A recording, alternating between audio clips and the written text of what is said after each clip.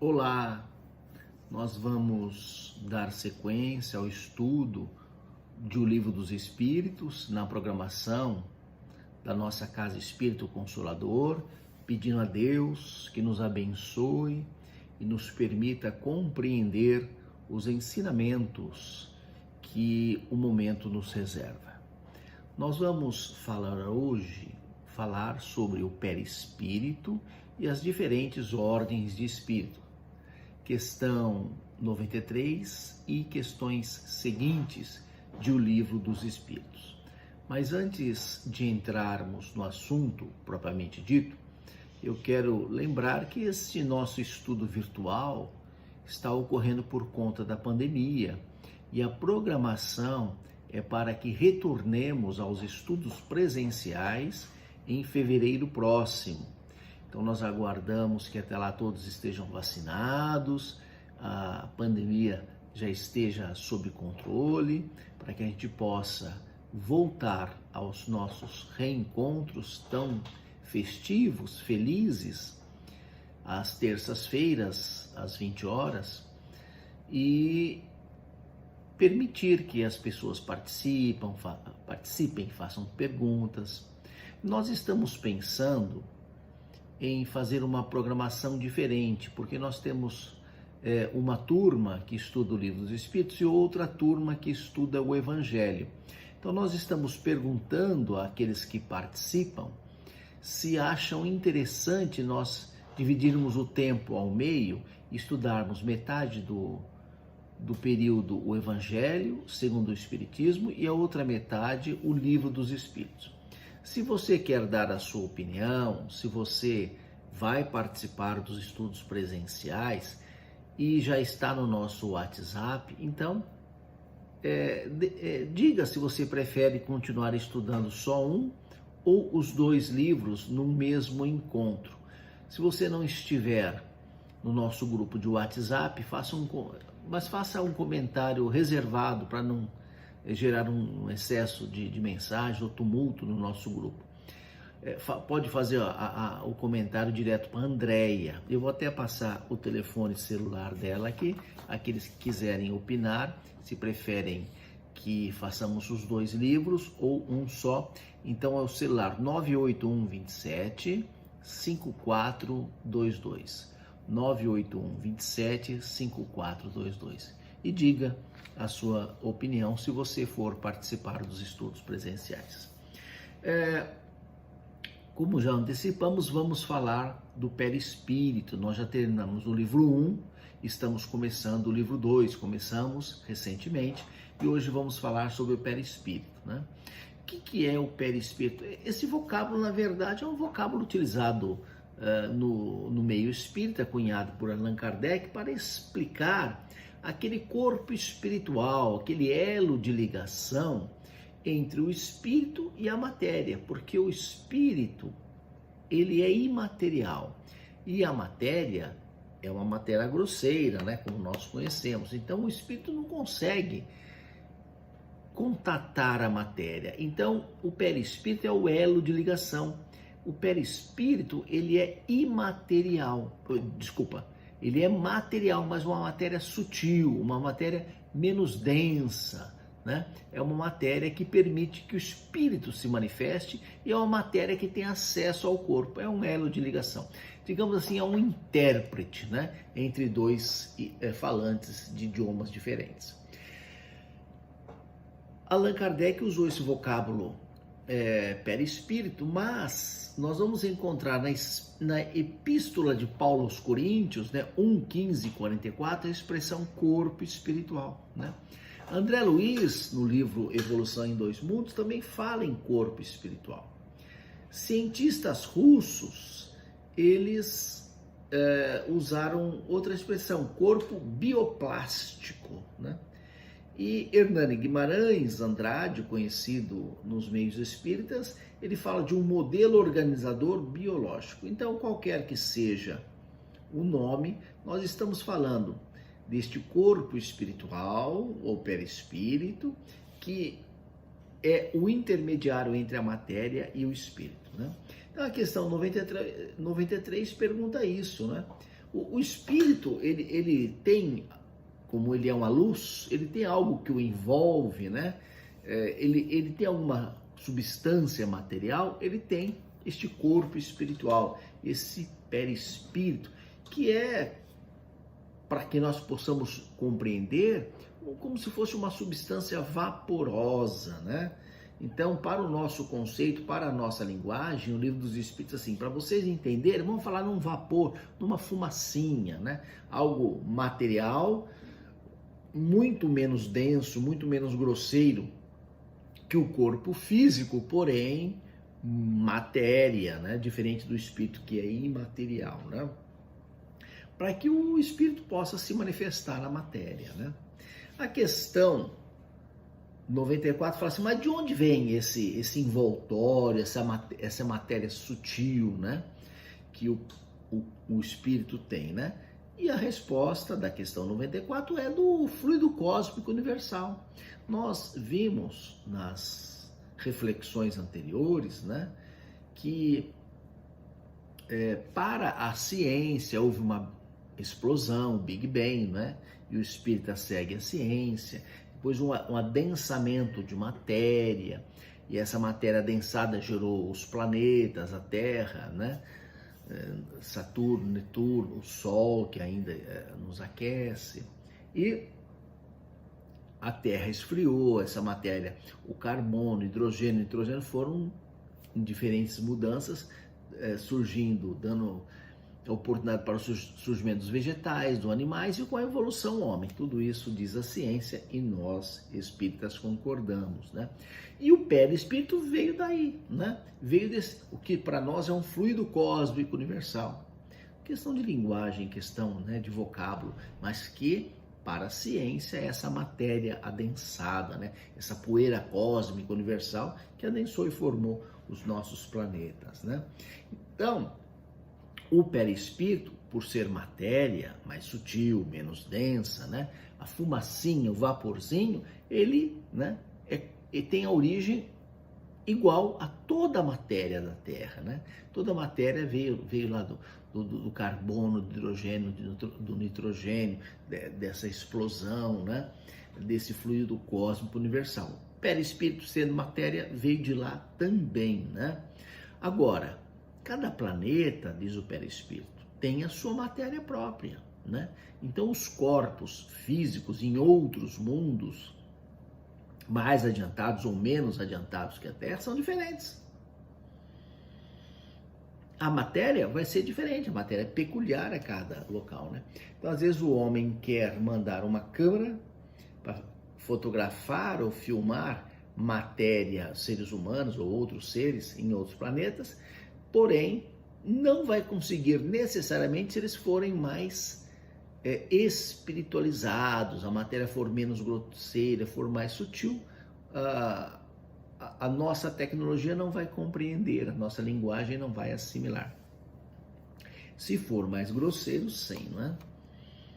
Então, o mundo vai ser mais grosseiro ou menos grosseiro se as criaturas lá forem mais evoluídas ou menos evoluídas, né? A questão 94A fala do intercâmbio de um espírito mais evoluído, né? Que vem para um planeta menos evoluído. Ele tem um perispírito compatível com o local que ele habita. E aí, quando vem para a Terra? Bom, se ele é um espírito mais evoluído, tem um perispírito mais sutil, vem para a Terra para poder falar com o nosso corpo, para poder se reencarnar e manifestar nesta matéria, tem que ter um perispírito compatível com esta matéria, né? Então ele vai acabar se envolvendo num perispírito local, né? Porque o espírito é um ponto de luz, é uma inteligência. Aí ele se envolve de um perispírito para comunicar com a matéria. Então, Jesus, um espírito de luz, o mais evoluído que nós conhecemos, ele tem perispírito que nem o nosso? Não, né? Ele habita em esferas em que o perispírito é bem mais desmaterializado. E quando veio à Terra, ele acabou se revestindo dessa matéria grosseira. Deve ter sido muito trabalhoso para ele vestir, usar, fazer uso desse perispírito grosseiro para ele, para nós normal, né? É como a gente vestir uma armadura, né? Acho que Jesus, quando veio à Terra, como se estivesse vestindo uma armadura, né? Um espírito de luz carregando um corpo físico, um perispírito grosseiro como o nosso, né? Que precisa de carne para se alimentar, de alimentação, que precisa de repouso, né? Tudo isso é o corpo físico. O corpo físico que precisa, né? De alimentação, repouso. O espírito evoluído não precisa comer churrasco, né? Não, ele vai se alimentar de outra forma, com alimentos mais sutis, menos grosseiros, né? E isso está conforme a evolução. A cada dia a humanidade mais fala de uma alimentação mais leve, né? De uma alimentação menos gordurosa, menos salgada, né? Com mais frutas, verduras, legumes. Quer dizer, isso é a tendência do progresso da humanidade, né? Então estamos longe, né? Não adianta a gente achar que nós vamos parar de comer hoje, porque nós não podemos. Temos que alimentar o corpo, tem que ter o repouso, tem que ter as necessidades do corpo físico atual, mas que vai mudar com o transcurso do tempo, vai mudar, né? Questão 95. O envoltório semimaterial do espírito tem formas determinadas e pode ser perceptível? Sim, o espírito, através do pensamento, ele molda, né, o seu envoltório. Então, Emmanuel, que era o espírito que se comunicava com Chico Xavier, se apresentava com a forma por ele utilizada na época romana, né? Ele, através do pensamento, ele moldava o seu perispírito à forma romana. Ele poderia moldar-se a outras encarnações, mas ele elegeu essa para se apresentar, porque, segundo ele dizia, tinha sido a encarnação em que ele mais próximo de Jesus esteve, né? Mais próximo fisicamente, porque com certeza nesses 2000 anos evoluiu muito, né? O espírito Emmanuel evoluiu e está mais próximo de Jesus pela evolução, né? E naquela oportunidade, quando reencarnou como Emmanuel, ele esteve próximo fisicamente, né? Mas nós estamos falando do perispírito que se adapta ao pensamento, o perispírito que se adapta à vontade do espírito, não? O perispírito tem essa plasticidade, esse atributo de se adaptar, se moldar. Se nós colocarmos uma fumaça dentro de uma garrafa, ela vai ter o formato da garrafa. Se essa garrafa for redonda, terá um formato redondo. Se for quadrada, a fumaça vai ficar quadrada. Ela tem essa adaptabilidade, né? Mas algumas pessoas falam, nossa, eu sonhei com a minha avó. E este exemplo do nosso amigo lá, Luiz Antônio de Votuporanga, quando dava os estudos do Livro dos Espíritos, ele dava esse exemplo. Então, estou copiando o exemplo dele. Sonhei com a minha avó, e a minha avó veio com aquele lencinho no cabelo que ela usava, né? Então, a avó desencarnada se apresenta como ela era conhecida. Ela precisava se apresentar assim? Não, ela elegeu esta aparência, formatou o perispírito pelo pensamento, né? Adaptou e se apresentou com o lencinho, né? Ela, quando desencarnou, levou o lencinho desencarnou junto? Não. Desculpa, o lencinho não desencarna. O lencinho ficou na terra. É a criação mental e o perispírito se amoldou, né? Aquela forma que ela desejou se apresentar para ser conhecida, né? Algumas vezes a pessoa rejuvenesce, né? O perispírito. Então a pessoa desencarna idosa e ela, pelo perispírito, né? Pelo espírito, ela vai se adaptando ao mundo espiritual e o perispírito vai rejuvenescendo junto com ela, né? Porque o espírito não envelhece, né? E o perispírito toma a forma do espírito. O corpo envelheceu e acabou influenciando o perispírito. Mas desencarnado, o perispírito volta a ter uma forma mais jovial. Agora, nós vamos passar para o tópico seguinte, a partir da questão 96 e seguintes, né? que trata das diferentes ordens de espíritos, né? Então, questão 96. Os espíritos são iguais ou existe entre eles uma hierarquia? E a resposta, eles pertencem a diferentes ordens, segundo o grau de perfeição a que alcançam. Então, vamos lembrar, né, que fomos feitos todos iguais, né? Todos espíritos fomos feitos por Deus, a imagem e semelhança de Deus. Então nós, como espíritos, somos imortais, somos inteligentes e fomos feitos à imagem e semelhança de Deus, né? Então Deus continua criando novos espíritos. Deus não é um velhinho que está sentado na poltrona da preguiça descansando. Deus não é um velhinho, Deus não é um homem, Deus é a inteligência, né? Deus é eterno. Então somos iguais a Deus porque somos espíritos imortais e somos seres inteligentes da criação. Então Deus continua criando, quer dizer, existem espíritos que foram criados há muito mais tempo que outros e já estão no caminho evolutivo há mais tempo e já evoluíram mais do que outros. Então, muito bem. E quantas ordens são essas? É o que se pergunta na questão 97, né? São infinitas, o progresso é infinito. Mas, para atender a nossa curiosidade, o Livro dos Espíritos faz uma divisão, né? Então, vamos dividir em 3 grandes grupos.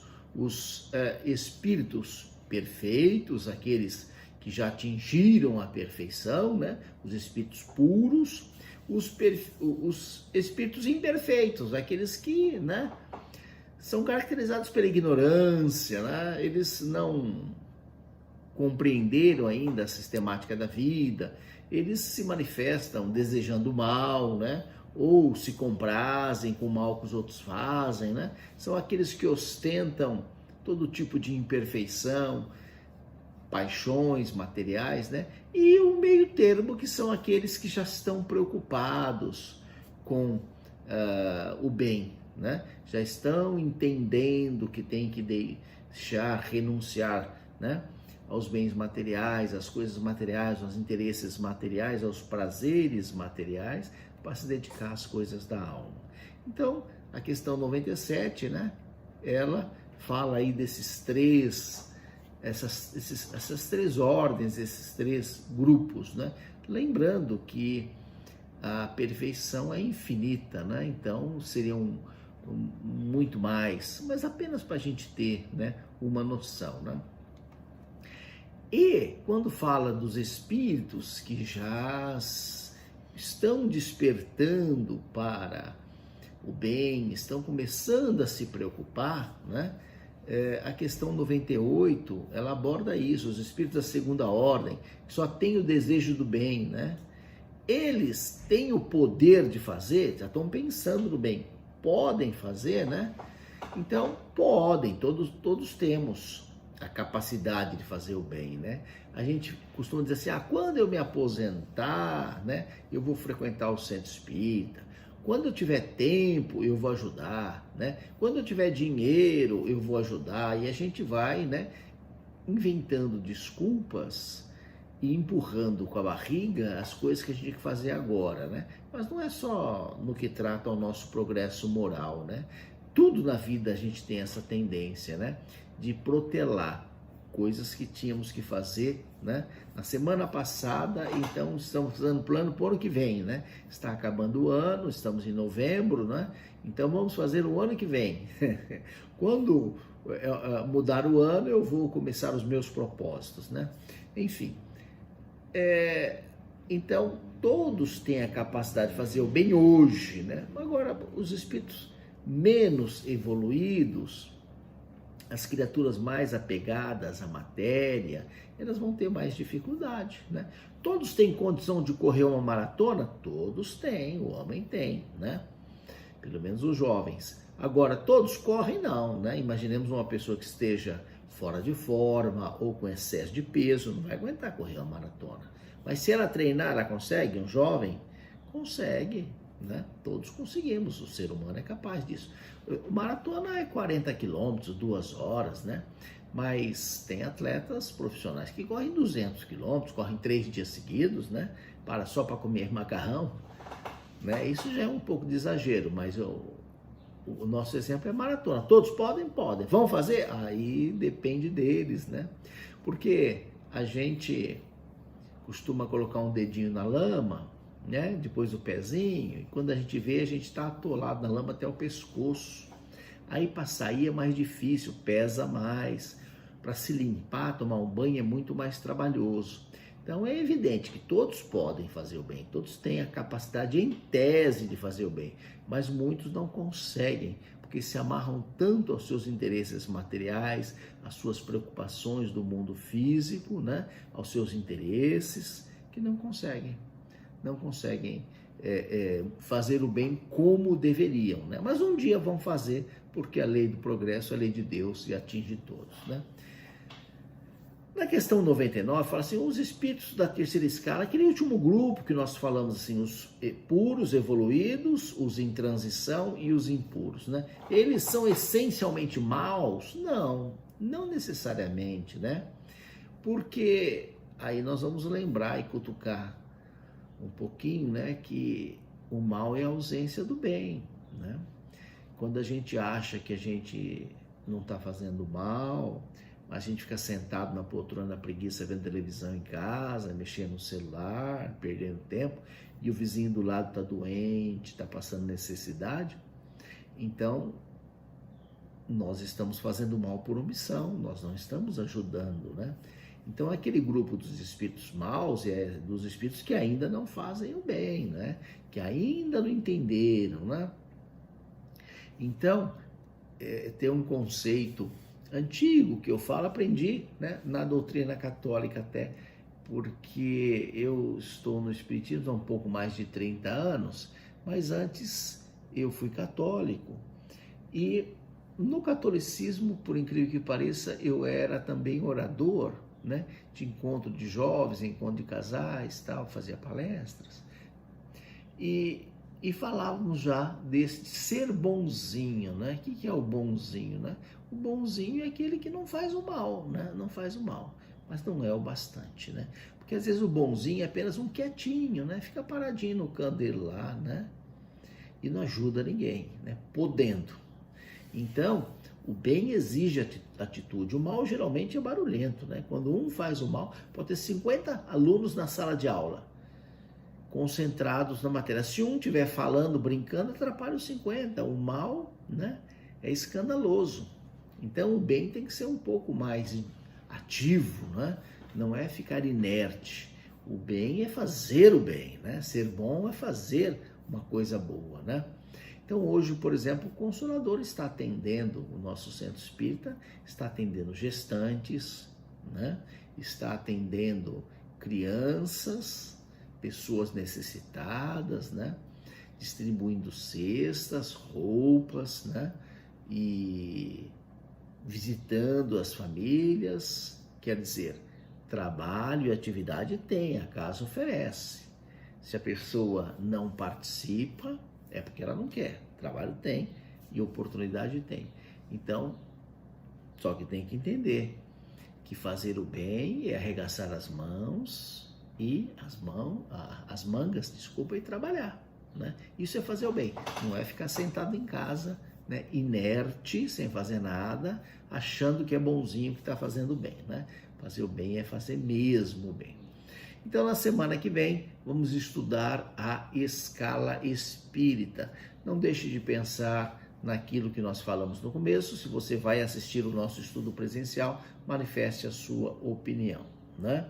Tenham todos uma boa semana. Leiam também as questões 93 até 99, questões 93 até 99. Aqui nós damos uma pincelada rápida, mas com certeza, com a leitura, você vai extrair outras questões importantes que não foram abordadas. Muita paz.